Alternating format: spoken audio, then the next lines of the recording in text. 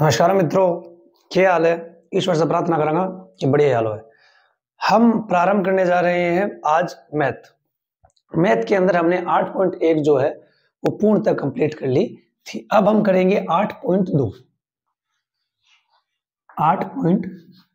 देखो 8.2 की अगर आप बात करोगे, किसकी 8.2 की अगर आप बात करोगे तो इसके अंदर जो भी सवाल है उन सवाल का पहले बेसिक तैयार करना पड़ेगा। क्या तैयार करना पड़ेगा? बेसिक। मैंने पहले बताया था कि मैं सवालों में सीधे घुसता ही नहीं हूं। पहले बेसिक क्या है वो देखते हैं। अगर बेसिक क्वेश्चनों से ही आएगा तब तो क्वेश्चन तैयार कर लेते हैं, लेकिन अगर बेसिक अलग से बताया जा सकता है तो पहले बेसिक बताया जाना जरूरी है। इसके अंदर क्या है, इसमें जो हम अब तक पढ़ते आए थे साइन, कोस, टेन, कोट, सेक, कोसेक, ये सब के सब है। लेकिन इसमें एक चीज दी गई थी, थीटा दिया गया था ना। जैसे मान लो साइन थीटा दिया गया था, थीटा दिया गया था ना, और थीटा क्या था? कोण था। थीटा क्या था? कोण था। तो इसके अंदर थीटा के मान चेंज किए जाएंगे। जैसे थीटा का मान अलग अलग रखा जाएगा और उनके मान ज्ञात दे दिए गए हैं हमें पहले से ही साइन के, कोस के, टेन के, कोसेक के, सेक के सबके मान पहले से ही कुछ निश्चित कोणों के ऊपर दे दिए गए हैं कि इस कोण पर इसका मान इतना होगा, इस कोण पर इसका मान इतना होगा। हमें उन मानों को याद रखना है और उसके बाद जब वो मान याद हो जाएंगे तो उस मानों से मिलते जुलते सवाल जो है वो आपकी 8.2 जो है उसमें बनाए गए हैं। यानी मोस्ट इंपॉर्टेंट चीज है कि हमें वो सारे के सारे मान याद होने चाहिए। अगर हमें वो मान याद नहीं होंगे तो हमें जो है ये प्रश्नावली करना तो बहुत दूर की बात है, इसके अंदर भी हम घुस सकते नहीं है। तो सबसे पहले हम क्या करेंगे, उस सारणी को ही याद करने की कोशिश करेंगे। किसको? उस सारणी को ही याद करने की कोशिश करेंगे। चलो प्रयास करते हैं। सबसे पहले किसकी बात करेंगे?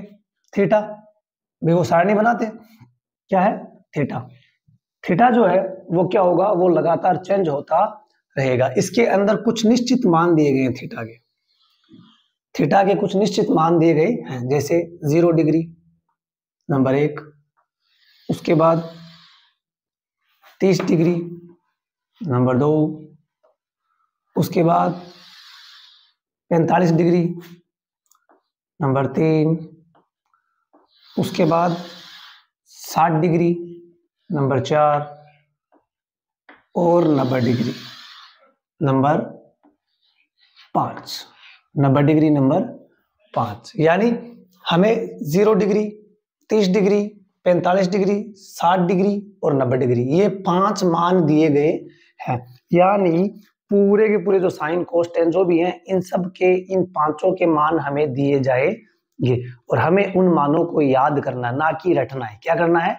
याद करना है। याद करना, रटना दोनों अलग अलग चीज है। रटने के अंदर क्या है, हमने एक बार पढ़ लिया, उसको बस लगे जा रहे, ना उनका कोई तरीका है ना कुछ और है, तो उससे वो कभी याद होते नहीं है। मैथ के अंदर रटाफिकेशन से काम कभी नहीं चलता। मैथ के अंदर एक ही बात चलती है, एम यानी माथापच्ची। एम यानी माथापच्ची यानी प्रैक्टिस। जो जितनी प्रैक्टिस करेगा, जितनी माथापच्ची करेगा, उतनी ही मैथ जो है स्ट्रॉन्ग होती जाएगी। अब कोणों की बात करते हैं। कौन कौन से कोण आते हैं? तो नंबर 1 साइन थीटा, सबसे पहले ये आता है। उसके बाद कोस थीटा, उसके बाद टेन थीटा, उसके बाद साइन का उल्टा कर दो, कोसेक थीटा,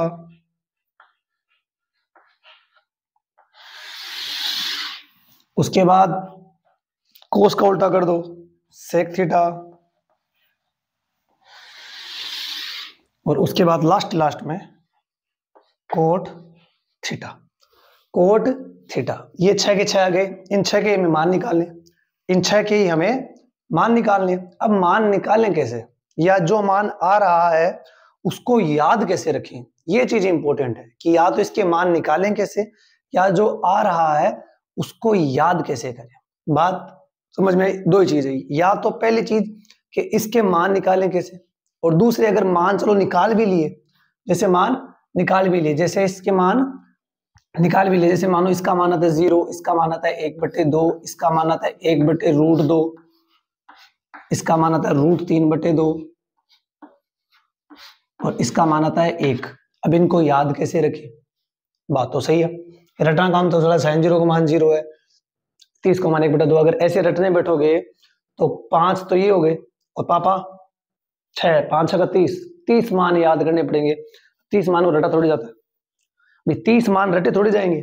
और कब तक रटोगे फिर? अब रटोगे थोड़ी देर बाद भूल जाओगे, थोड़ी देर बाद नहीं तो 2 दिन बाद में भूल जाओगे। इसलिए रटने से काम नहीं चलेगा। तो कैसे काम चलेगा? इनको तरीके से याद करना होता है। कैसे याद करेंगे? देखो ये क्या है, 0 है तो यहाँ पर 0 लिख दो, लिख दिया। 0 के बाद क्या आता है? 1, फिर 2, फिर क्या आता है? ये शायद ज्यादा ऊपर हो गया, थोड़ा नीचे लिखते हैं।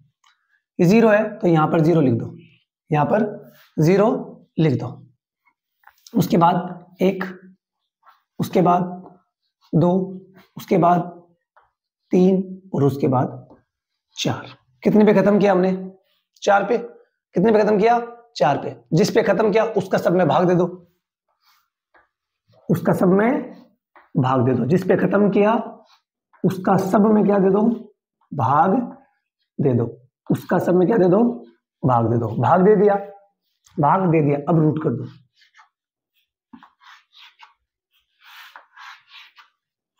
अब क्या कर दो? रूट कर दो। जैसे ही आप रूट करोगे आपके पास इन सब के मान आ जाएंगे। करके देख लो। 4 में किसी का भी भाग दो, क्या आता है? 0। और 0 का कोई भी रूट नहीं होता। 0 का रूट क्या होता है? 0 होता है। इधर क्या बच गया? 1/4। क्या बच गया? 1/4। आपको पता है कि 1 जो होता है इसका भी रूट क्या होता है? इसको रूट से बाहर निकालो तो 1 का 1 किया जाता है। और 4 जो है उसका रूट क्या होता है? 2 होता है। तो इसका मान क्या आ गया? 1/2। इसका मान क्या आ गया? 1/2। आगे चलो क्या है? 2/4। क्या है? 2/4। साफ साफ दिख रहा है। 2 1 कम 2, 2 दूनी 4। अब 1 तो रूट से बाहर आ जाएगा, इस पे तो रूट का कोई फर्क नहीं पड़ेगा। लेकिन √2 का कोई रूट होता नहीं है, तो ये √2 का √2 ही रह जाएगा। आगे चलो √3/4, वो सेम की सेम। ना तो इसमें इसका भाग जा रहा है ना कुछ और, तो 4 तो रूट के बाहर आ सकता है, लेकिन √3 का कोई मान होता नहीं। इसलिए √3 तो √3 रह गया और 4 बाहर आ गया तो क्या बन गया? 2। तो √3/2। यहाँ पर 4 में 4 का भाग दोगे तो कितना आएगा मान? 1। और अगर 1 मान आता है तो इसका मतलब 1 का रूट क्या होता है? 1 ही होता है। इसलिए इसका मान क्या आ गया? 1 आ गया। समझ में आया? यानी ये सारे मान जो है वो हमें याद करने नहीं है, बल्कि ऑटोमेटिक हमारे पास आ जाते हैं। अगर हम देखें तो 0 है तो सबसे पहले ऊपर 0 लिखा, फिर लाइन से संख्या लिखी 1 2 3 4। 4 पे छोड़ा तो 4 का भाग दे दिया। 4 का जैसे भाग दिया उसका रूट ले लिया, उसका रूट ले लिया। अब रूट लेके देखिए तो अगर 4 का भाग 0 में दोगे तो 0 का 0 आ जाएगा, क्योंकि 0 का कोई भी रूट नहीं होता। इधर अगर देखें 1/4 है तो 1 का रूट 1 ही होता है और 4 का रूट 2 होता है, तो 1/2 आ गया। आगे चले तो 2/4, 2 दूनी 4 कट रहा है। ऊपर 1 है, 1 रूट के बाहर आ जाएगा, जबकि 2 है वो रूट के बाहर नहीं आ सकता, तो उसका मान क्या हो जाएगा? रूट का 2। आगे चलो, आगे क्या है? √3/4। √3/4 ना तो ये कट रहा है ना ये कट रहा है, लेकिन ये रूट के बाहर आ सकता है, तो 2 रूट के बाहर आ गया और ऊपर रह गया रूट का 3। आगे चले तो 4 में 4 का भाग दिया, कितना आया? 1। और 1 का रूट क्या होता है? 1। यहां तक कोई दिक्कत? बोलना कोई दिक्कत नहीं है। तो ये हमारे पास पहला sin थीटा का मान कंप्लीट हो गया। इसको अब याद आपको करने की जरूरत नहीं है। अगर आपने इस तरीके से किया है तो आप ये सारणी कभी भी कहीं भी बना सकते हो। और अगर 5 या 7 बार हाईएस्ट खींच लो, मैक्सिमम 10 बार, अगर 10 बार आप ऐसे करके सारणी बना लेते हो तो आपको धीरे धीरे मान याद होने अपने आप स्टार्ट हो जाएंगे। अब देखो कोस थीटा का मान, बोल चलो ठीक है 1 को तो काम हो गया भाई, 1 का तो काम हो गया, और भी बच गए ना हमारे पास। इनका काम कैसे करोगे? इनका भी हो जाएगा। कोस थीटा में क्या करना है? कोस थीटा में क्या करना है? साइन थीटा का उल्टा। क्या करना है? साइन थीटा का उल्टा। कैसे उल्टा? संख्या पलटनी नहीं, उल्टा मतलब ये ऐसे चल रहा है तो इसको ऐसे चला दो। कैसे चला दो? ऐसे चला दो। ऐसे चलाने का मतलब उधर क्या आ रहा है भाई? सीधा क्या है? ऐसे चल रहा है, इसको कैसे चला दो? ऐसे उल्टा। किस चला दो, उल्टा। तो इधर सबसे पहले कौन है, 0 है, या उधर सबसे पहले कौन है, 1 है, 1 इधर आ गया। फिर उधर कौन है, √3/2 है, ये लो √3/2 यहाँ आ गया। फिर उधर कौन है, 1/√2 है, ये लो 1/√2 यहाँ आ गया। फिर इधर कौन है, 1/2 है, ये 1/2 आ गया। फिर इधर कौन है, 0 है, ये लो 0 आ गया। कहने का मतलब क्या है, ये जो लाइन ऐसी थी इसको हमने ऐसे उल्टा चला दिया, चलाया नहीं चलाया, देखो उल्टा गया ना, वहां का 1 यहाँ आ गया, √3/2 यहाँ आ गया, 1/2 वहां, 1/√2 वहां चला गया, 1/2 वहां चला गया और 0 वहां चला गया। यानी इस लाइन का पूरी का हमने क्या कर दिया, उल्टा। क्या कर दिया, उल्टा। ये जो लाइन ऐसे चल रही थी इसको हमने कैसे चला दिया, ऐसे उल्टा चला दिया। यहां तक कोई दिक्कत, यहां तक कोई दिक्कत, मेरे अनुसार तो यहां तक आपको कोई दिक्कत नहीं है। एक फॉर्मूला और आएगा, वो tan थीटा में आएगा, यहां तक तो कोई दिक्कत नहीं है। इस प्रकार से हमारा cos थीटा पूरा हो गया। अब बच गया tan थीटा, अब बच गया tan थीटा। ये फॉर्मूला मैंने पहले लिखाया नहीं था क्योंकि काम नहीं आया था, अब काम आ रहा तो लिखा देता हूं मैं। इससे पहले तो हमारे पास ये फॉर्मूला काम आया नहीं था, अब काम आ रहा तो लिखा देता हूँ कि tan थीटा बराबर किसके बराबर, tan थीटा बराबर होता है sin थीटा बटे cos थीटा।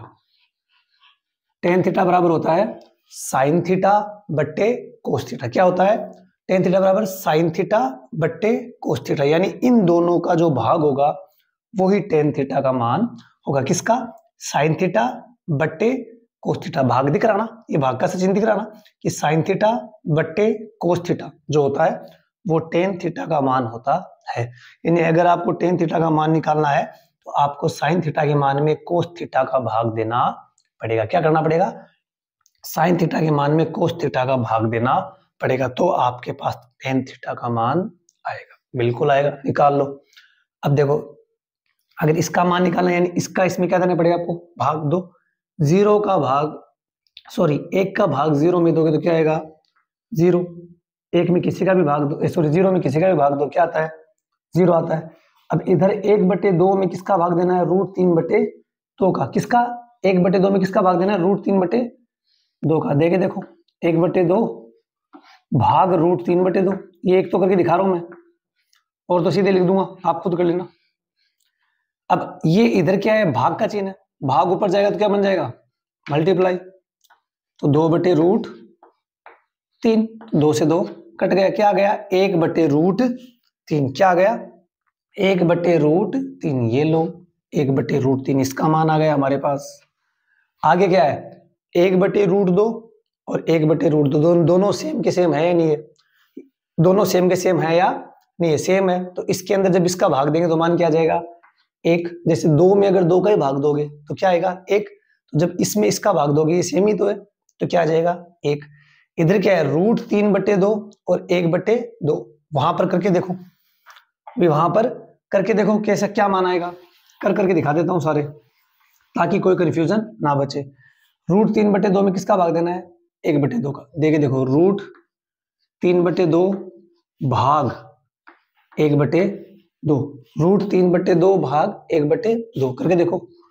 √3/2 ये भाग ऊपर जाएगा तो मल्टीप्लाई, 2/1, 2 से 2 कट गया, क्या बच गया, √3 भाग 1। और 1 का भाग किसी में 2 कोई फर्क पड़ता नहीं है, तो मान क्या आ जाएगा, √3। √3 क्या आ जाएगा, √3। अब बच गया हमारे पास लास्ट कि 1 में 0 का भाग दो।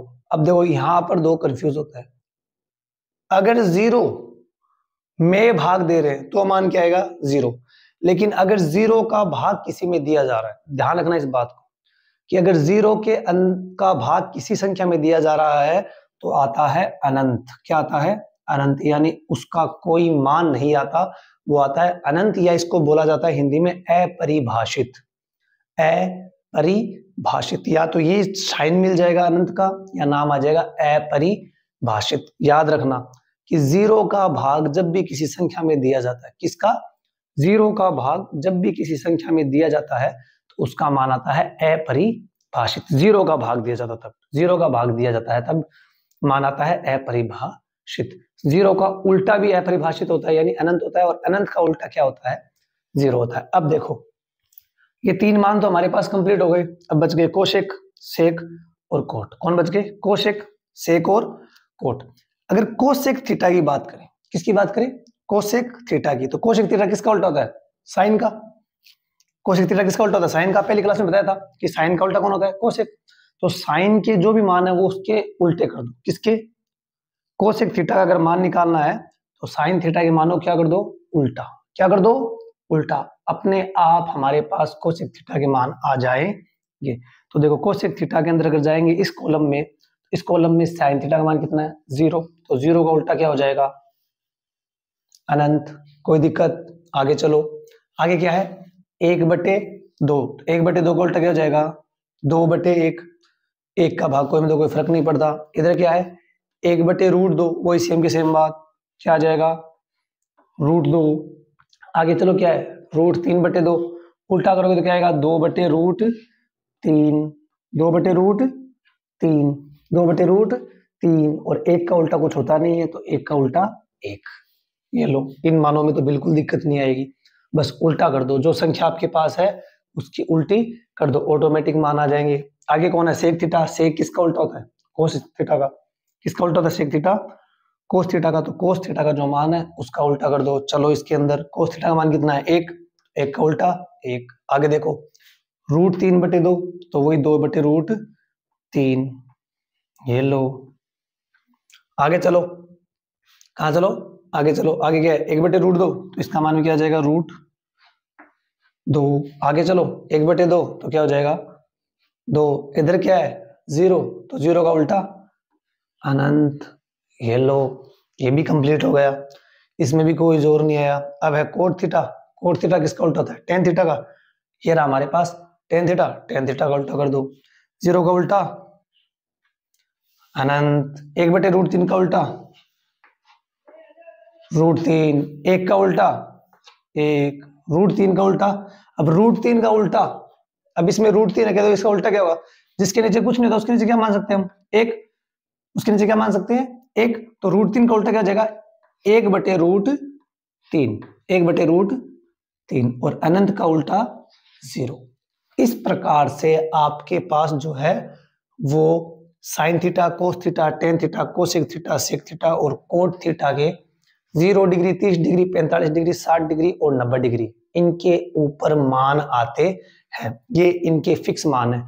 जैसे ही पूछ ले साइन 60 का मान क्या होता है तो आपको बताना है √3/2। जैसे ही पूछ ले टेन 30 का मान क्या होता है आपको बताना है 1/√3। जैसे पूछ ले सेक थीटा का मान क्या होता है, सेक 45 का मान क्या होता है तो आपको बताना है √2।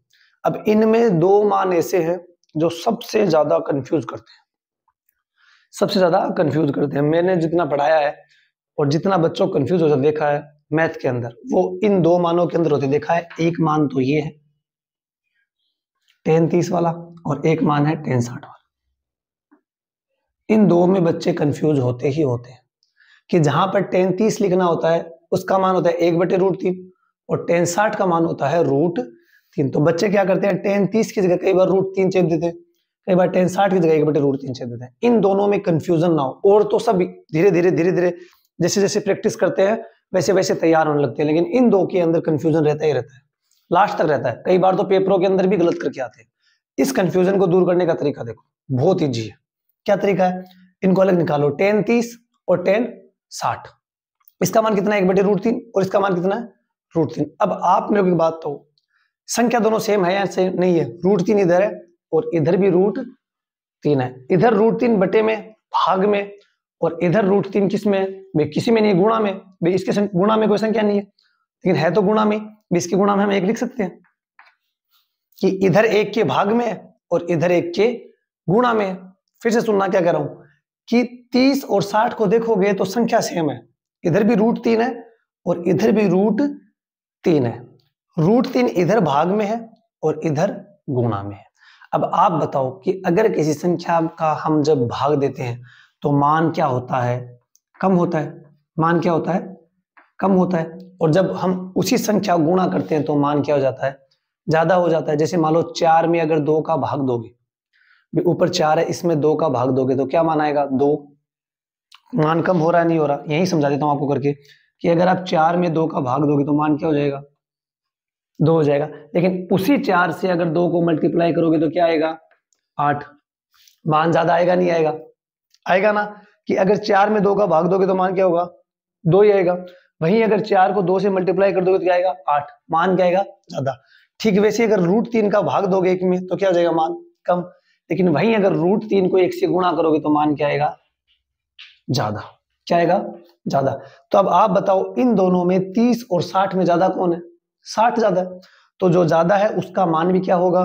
ज्यादा। और जो कम है उसका मान भी क्या होगा? कम। इसको ऐसे याद रखना है कि इतना तो याद है कि √3 आएगा 30 में और 60 में, 30 में और 60 में, क्योंकि 30 का दुगुना है 60, 30 का दुगुना है 60। तो नॉर्मल सी बात है कि 30 का जो मान आएगा वो मान 60 से कम ही आएगा।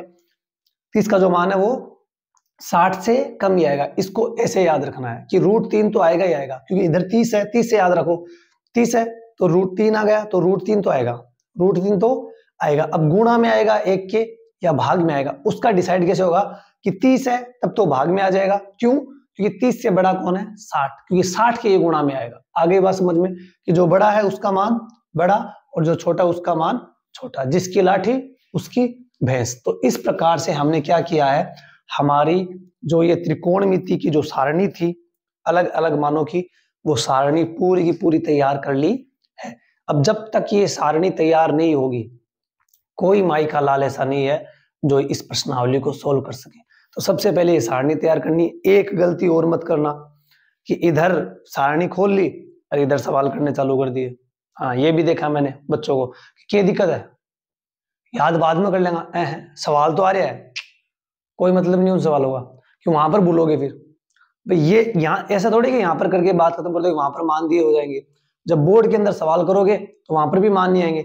तो इन मानों को याद करके ही करने की कोशिश करना, ना कि इधर सारणी खोल के बैठ गए इधर करने बैठ गए, ऐसे करने की कोई जरूरत नहीं है। अब मैं हटता हूं, आप इसको क्या करो, इसका स्क्रीनशॉट ले लो। फिर से बोल रहा हूं, पहले सारणी को तैयार करना है। जब सारणी पूरी तैयार हो जाए, ये लगे कि मुझे सारणी के मान याद हो गए हैं, उसके बाद प्रश्नावली के अंदर घुसोगे। उसके बाद देखना आ रहे हैं नहीं आ रहे, वो बात की बात है। लो स्क्रीनशॉट ले लो।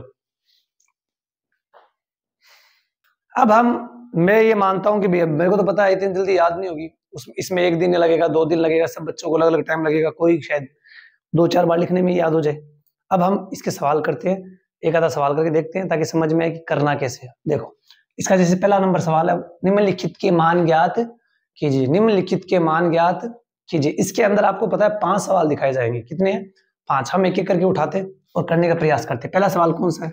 पहला सवाल है कि sine 60 degree, sine 60 degree, sine 60 degree dot, बीच में कोई चिन्ह नहीं, इसका मतलब डॉट है यानी गुणा का चिन्ह, dot cos 30 degree, cos 30 degree, sine 60 degree dot cos degree, cos 30 degree plus cos 30 degree plus cos plus sine 30 degree plus sign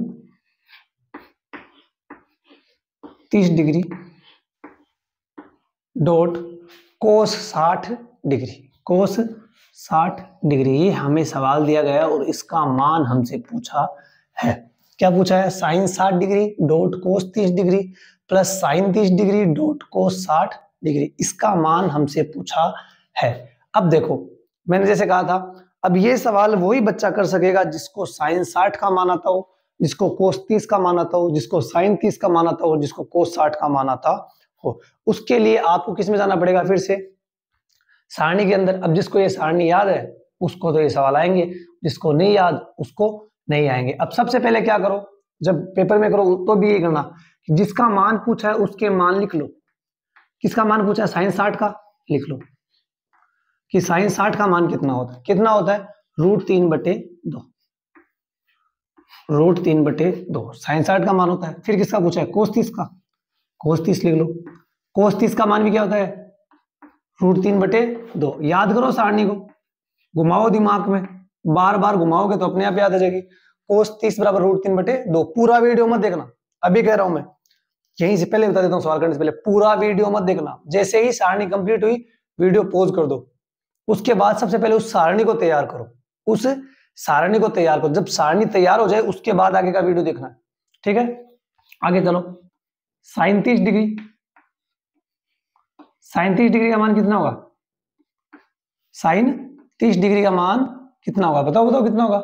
अरे बताओ, साइन 30 डिग्री का मान कितना होगा? हमने कितना लिखा था वहां पर? वहां पर हमने साइन 30 का मान कितना लिखा था? 1/2। कितना लिखा था? 1/2। वैसे ही कोस 60 का मान क्या होगा? कोस 60 का भी मान होगा 1/2। ये हमारे पास चारों मान आगे, जिसके भी मान पूछे सबसे पहले उसके मान लिख लो। इससे क्या होता है, जब हम उसमें दिक्कत ये होती है कि जब हम ऐसे सोच के लिखना चालू करते हैं ना कि साइन 60 का मान ये, कोस 30 थोड़ा बहुत आगे पीछे हो जाता है।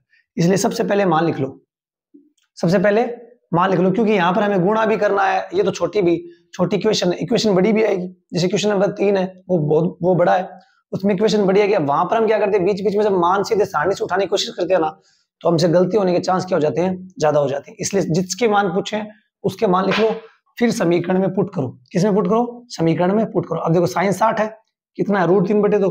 ये लो √3/2 डॉट यानी इंटू कोस 30 का मान कितना है? √3/2। ये लो √3/2। चिन्ह किसका? प्लस का।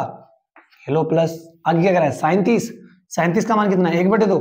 ये लो 1/2 इंटू कोस 60 का मान कितना है? 1/2।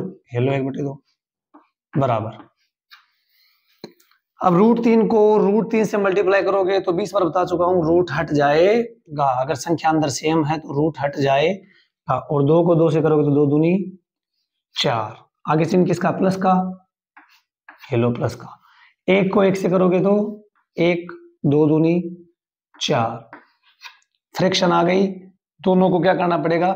सोल्व करना पड़ेगा, यानी क्या लेना पड़ेगा? एलसीएम। क्या लेना पड़ेगा? एलसीएम। 4 में 4 कैल्शियम लोगे, सॉरी 4 और 4 कैल्शियम लोगे तो कितना आ जाएगा? 4 आ जाएगा। और इसको इससे मल्टीप्लाई करोगे तो मैंने पहले बताया, जब एलसीएम सेम होता है, नीचे संख्या सेम होती है तो ऊपर भी संख्या क्या आती है? सेम आती है। अगर नीचे संख्या सेम है तो ऊपर भी संख्या क्या आएगी? सेम। 3 और 1 4, 4/4, 4/4। 4 में 4 का भाग दोगे तो मान कितना आ जाएगा? 1। कितना आ जाएगा? 1। कितना आ जाएगा? 1। तो इस प्रकार से सवालों को सोल्व करना है, यानी इसके अंदर सवाल तो कोई हार्ड है ही नहीं।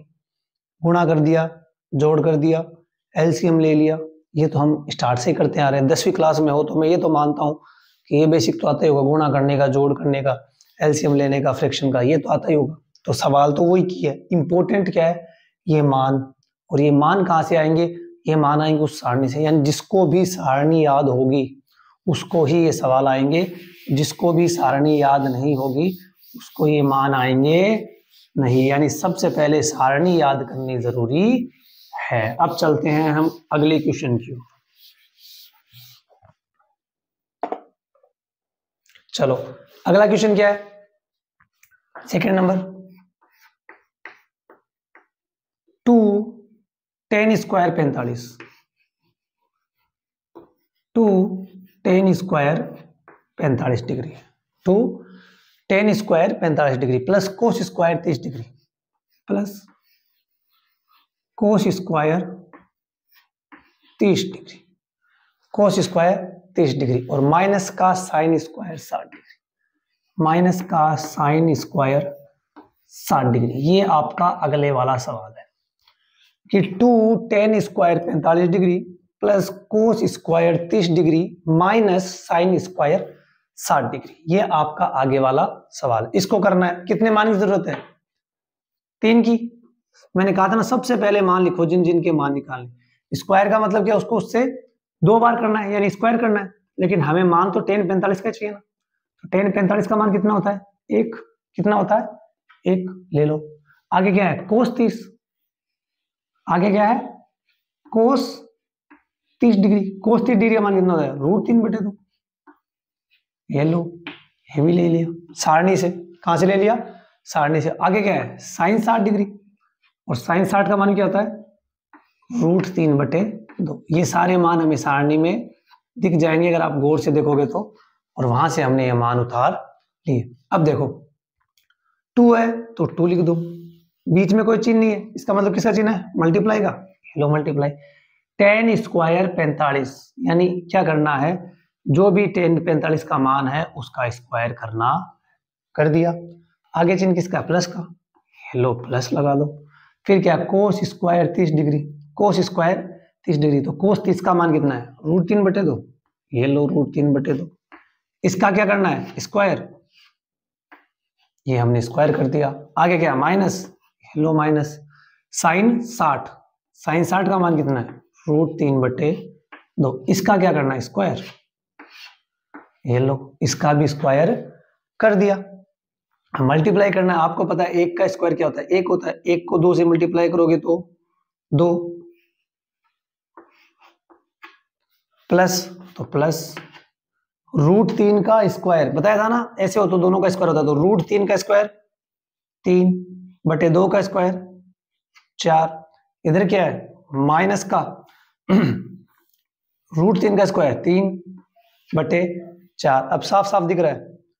इसको आप चाहो तो दो तरीके से कर सकते हो। इसके नीचे एक मान के इसका एलसीएम ले लो चाहे तो, लेकिन जब साफ साफ कांच में दिख रहा है तो इतना आतंक होने की जरूरत ही क्यों? कैसे?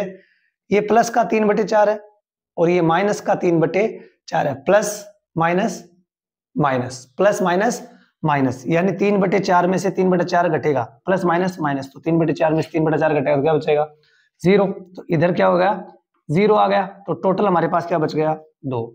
ये लो 2, और ये इसका आंसर हो गया। अब किसी को ये भी नहीं पता होगा प्लस माइनस वाला क्या जोड़ है। पहली क्लास में है, पहली सॉरी तीसरी क्लास के अंदर आ जाए फिर भी बता दूं मैं, मन रह जाए। प्लस और प्लस हो तो हमेशा प्लस होता है। अगर प्लस, अगर माइनस और माइनस हो तो हमेशा प्लस होता है। अगर प्लस माइनस हो तो माइनस होता है, और अगर माइनस प्लस हो तो भी माइनस होता है। और चिन्ह हमेशा बड़ी संख्या के अनुसार आता है कि बड़ी संख्या किसकी? बड़ी संख्या प्लस की तो प्लस, माइनस की है तो माइनस। अब दिखने में तो इजी सो है, बस इन्हें याद करना है। जो बिल्कुल ही मेरा भाई है एकदम भी के लिए आज चीज भी समझ से बाहर हो जाएगी कि एक काटा गया है। अब देखो प्लस और प्लस है तो प्लस, माइनस और माइनस है तो प्लस। याद क्या करोगा? अगर सेम सेम है, अगर सेम सेम है तो जुड़सी, सेम सेम है तो जुड़सी। अरे आपा अपनी संगत के हिसाब से तो बैठा, हम हमारी संगत के अनुसार ही तो बैठते हैं। मैं बीडीपी शू तो मैं बीडीपी में बैठ छू, मैं मैथ काटने हूं तो मैं मैथ काटने में बैठ छू, मैं सामाजिक पढ़ने चौका लगा तो सामाजिक पढ़ने में बैठ छू।